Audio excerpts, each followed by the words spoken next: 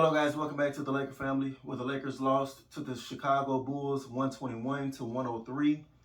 Um, I am disappointed at the outcome, and not just the outcome, but the level of drop off of energy that we continue to keep having in the second half of ball games.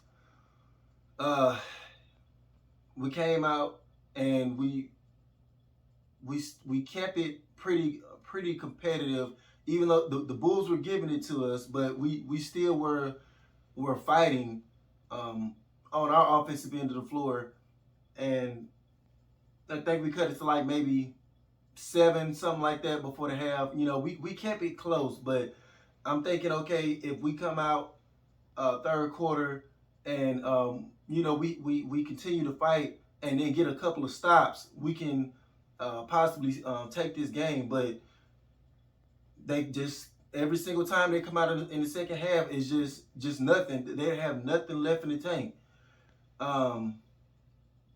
The lack of leadership right now on this team is rearing its ugly head. We have talented guys all over this roster. Anthony Davis being the most talented right now, with LeBron James being out.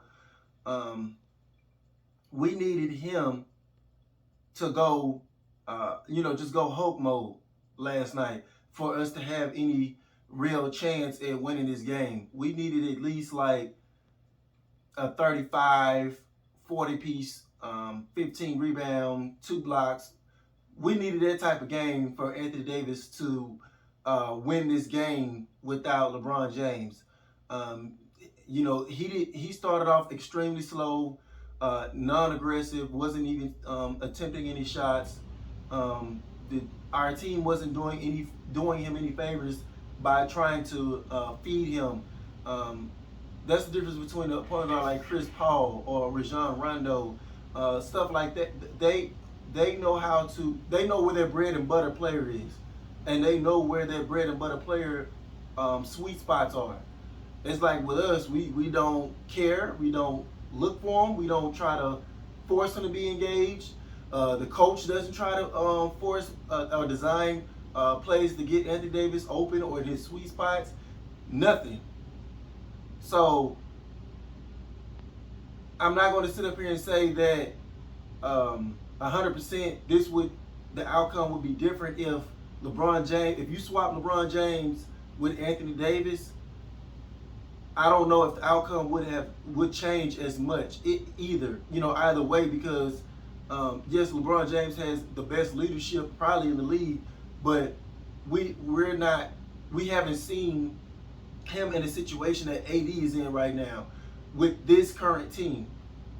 So I can't definitively put this all on saying, oh well, Anthony Davis leadership is not there, and that's the reason why we have these outcomes. I can't go all the way there yet, because obviously the chemistry is just off anyway. It's just off regardless. Now, I knew coming at the gate we would have some problems chemistry-wise because of the type of player that Russell Westbrook is, just alone in itself. And then I also knew that we was going to have a few problems defensively. But it's been times two. My worries have been times two. Westbrook's turnovers have been times two of what I thought it was going to be. The chemistry is worse times two is what I thought it was going to be. The defense is worse times two is what I thought it was going to be. And when Ariza comes back, man, we gonna have to start him. I like the offensive.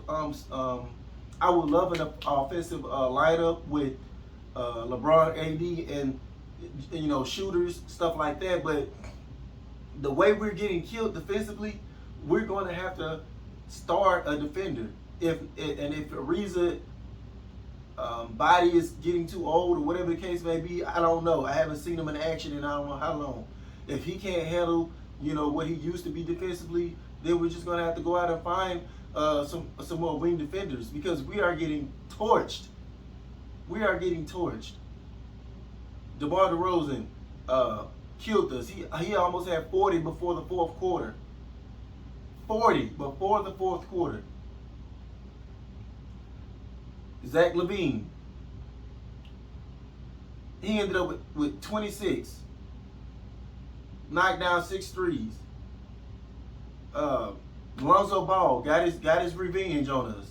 27 points, 8 assists, 7 rebounds. Hit 7 of 10 from the 3-point line. And y'all remember before we even made the trade for Russell Westbrook, when Lonzo Ball name was in the air, people were downing that, like, no, that should not be an option. I said no. I said, look, Lonzo Ball has shown improvement every single year. As bad as people have bashed him, he's shown improvement every single year. And what has he done consistently that Russell Westbrook can't do? Knock down 3-point shots. And that would, Lonzo Ball knocking down 7 threes in our starting lineup would be huge.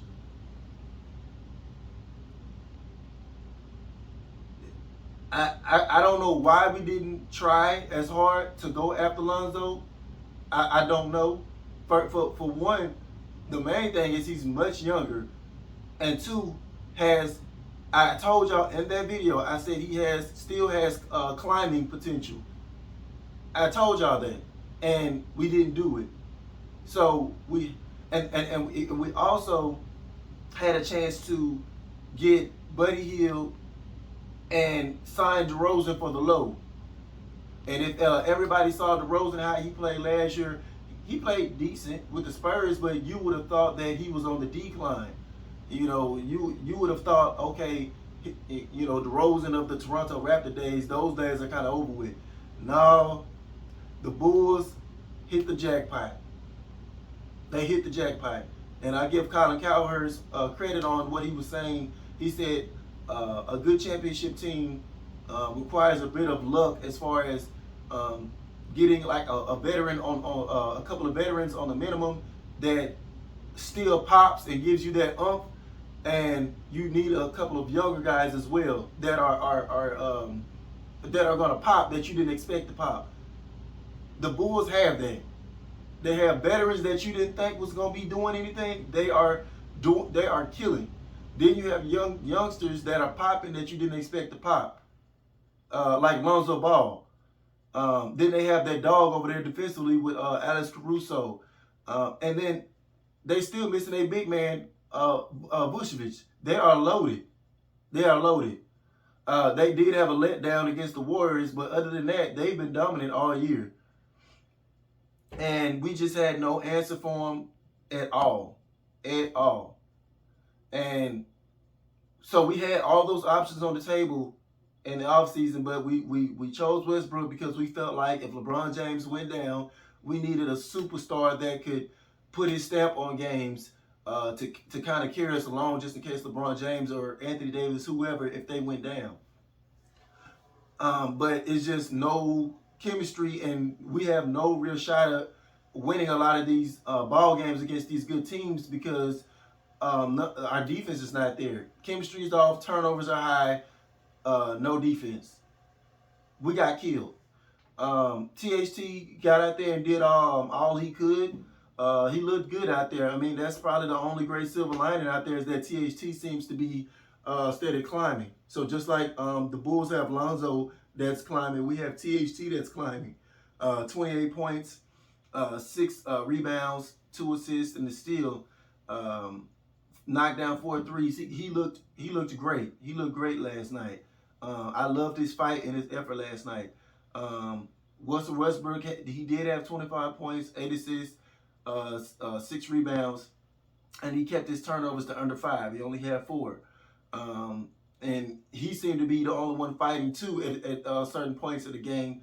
But it's just, I don't know, man. It's just something that's just not clicking with this team. It's not clicking. We're up and down at this point. So you are what your record are. You are what your record says you are. We up and down. We win one, lose one, lose 2, win 1. That's who we are right now, especially without LeBron James. So Frankie V, he should be on the hot seat at this point. He should be shaking in his boots at this point, because if I'm management and I see this crap that's going on, I would have to really sit Frank Vogel down and question his role going forward with this team. But that's all I have for today, guys. Thank y'all for watching. Please like, share, and subscribe to this video to help the channel grow. And I'll catch you guys on the next one. Peace. Can't be touched, can't be stopped, can't be moved, can't be rocked, can't be shook.